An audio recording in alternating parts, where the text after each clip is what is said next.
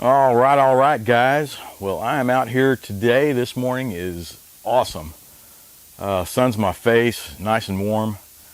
It's a beauty. I mean, we've been sitting around here for the past couple of weeks where it's been cold and rainy, and I'm getting tired of that. You know, this is a nice freaking day, but I guess I got to get used to it, right? The cold weather's coming, and it's that time of the year to winterize or prepare, your mowers for sitting for 3 months or so. Here in Texas, it's 3 months because it's just after Thanksgiving now, and I probably have one more time to mow, and that's going to be it.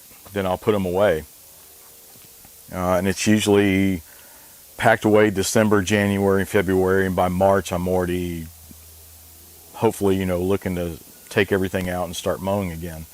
And it's kind of a short time. We're here in Texas, so the winters are real short.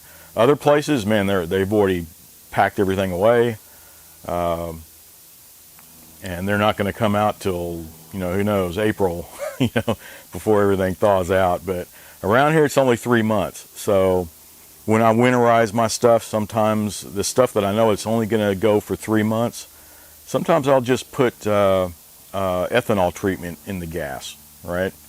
And but I still want to empty the carburetor and all that good stuff. But other times, if I know if it's going to potentially sit around for 6 months or even a year before these stuffs are used, then I'll drain the gas completely out of the tank and the carburetor, or I make sure I use ethanol-free gas, right? And stuff like this generator, I might use it this winter, I might not. It might be 6 months before I use it. This tiller over here, typically like a couple of times a year, right? I'm not a big cultivator or anything, but I take it around spring or sometime when you're planting, and then in fall when you're done harvesting and all that good stuff. So it's twice a year, right? So you really don't want to leave old gas in there that long. I have an air compressor, a couple of them actually, and while I use them, I've had some sitting around for 9 months or so, and I haven't touched it. So that stuff, yeah, you want to prep everything. But for now, I'm just going to winterize for 3 months. So, well, let's get started.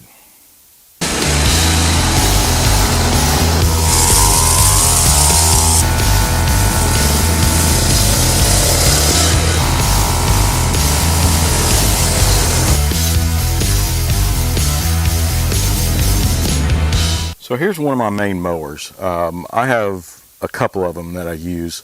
One of them's a snapper, and I have some sitting around that I'll still winterize because I plan on selling them when spring rolls around. But this is my main one.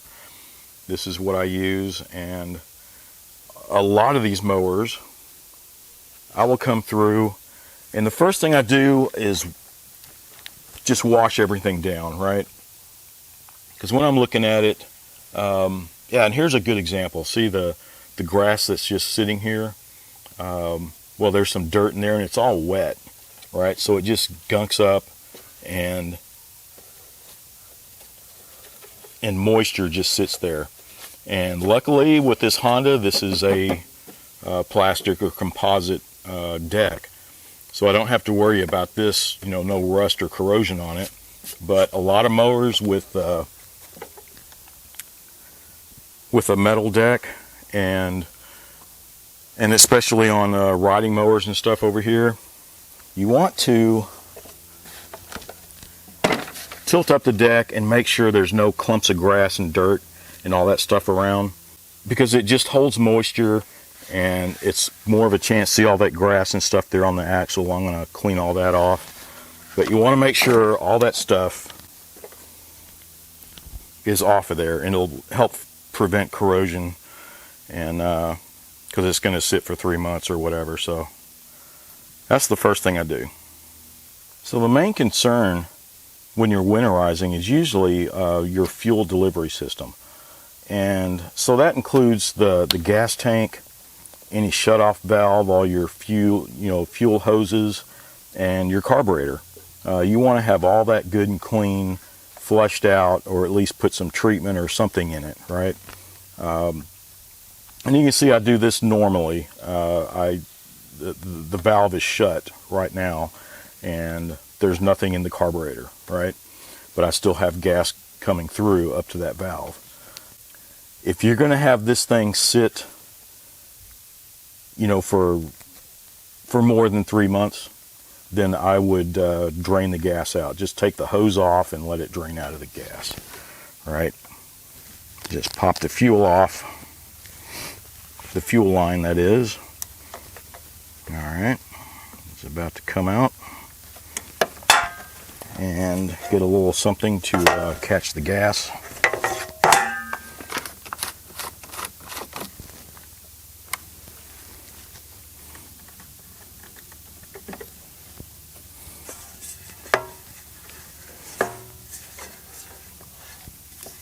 So there's the fuel, and this has some color to it. It's because I added ethanol treatment to it, and I do that all the time, and it works for me because a lot of my stuff, like I said, it doesn't sit that long, but I'm able to burn the gas through, you know, all the time.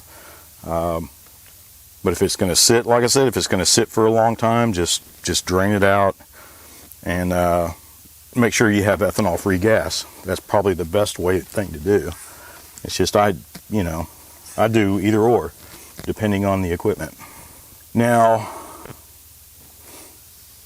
this has been shut off, so nothing's going to my carburetor, and I had already burned it off the last time I used it, right? But you can see, there's your carburetor bowl, and on this one, it has that single bolt. You can loosen that up, and it'll let all the gas that's in the bowl here drain out. Some carburetors have another bolt that's sticking out, like at a 45-degree angle or something right next to it, and those are the ones that are usually made. You loosen that up, and that's your drain, right? That's why when I'm putting a bowl back onto a mower, I have that bolt sticking out of the front here. It just makes it much more easier to take it off, or and let everything drain. Now, a lot of times there's guys that they'll go ahead and just do a whole tune-up, right? They'll drain the gas, they'll take the spark plug, go ahead and replace it, and change the oil, right? And that way, when spring rolls around, you're just ready to go, right? You don't have to do anything. Just as soon as spring rolls around, you're ready, to crank it right up. You can put new fuel in it, your spark plug's new, and your oil has already been changed. So you're just, boom, ready to hit the ground running. And that's kind of what I like to do. I don't change the spark plug every year. So my spark plugs, it's, every 2-3 seasons. But the oil, I change the oil very frequently, right? Changing the oil is just a quick, routine way of making sure that engine's going to last you a long time, right? Don't run the oil in there and just only change it when it's black and thick, right? And I change it all the time, and it's really, really easy. And I usually tilt the mowers over and drain it out of the spout, right? And which brings to mind that this video is brought to you by me. I make these oil drain tubes, right? I make them here actually and 3D print them, and I actually have, let's see, I have production rolling right now. So can you see that? So I'm tracking my 3D printer while I'm out here, but I do all the three. I design them. I use Fusion 360, model everything up, and print everything out. They're real easy to use. They're very handy, and you can see from the videos that they're super easy. I mean, I can't say what time it saves, and it saves a lot of mess. I make them for Honda engines, Briggs & Strattons, and Kohler so far. And when you look at for the Honda engines, the ones that when they have a spout, they usually have the larger cap on them that goes with Honda and Briggs & Stratton, or the smaller engines that just have the spout down there at the base of the oil sump. They're a little smaller.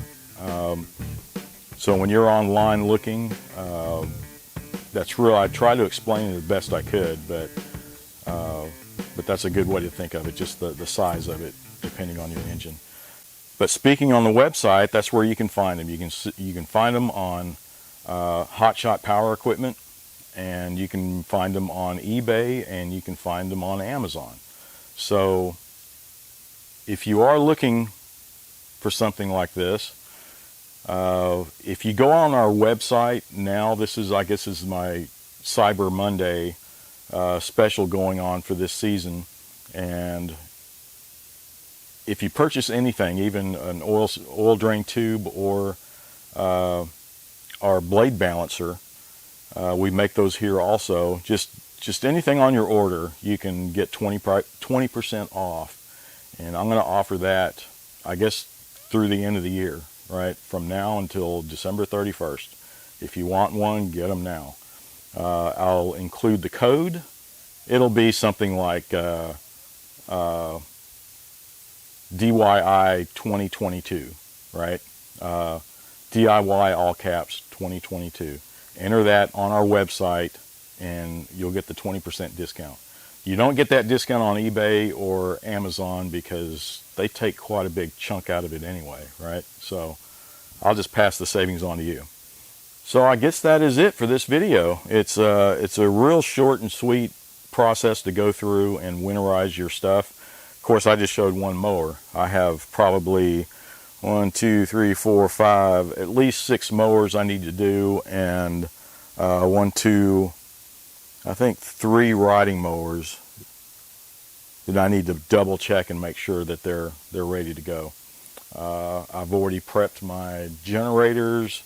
Everything else, you know, I did it last year, and a lot of stuff I haven't even used, but I just totally drain everything in gas in that case. But anyway, okay, so I'm rambling now, but I guess that's it for this video. So as always, be sure to like, subscribe, and watch for my next video.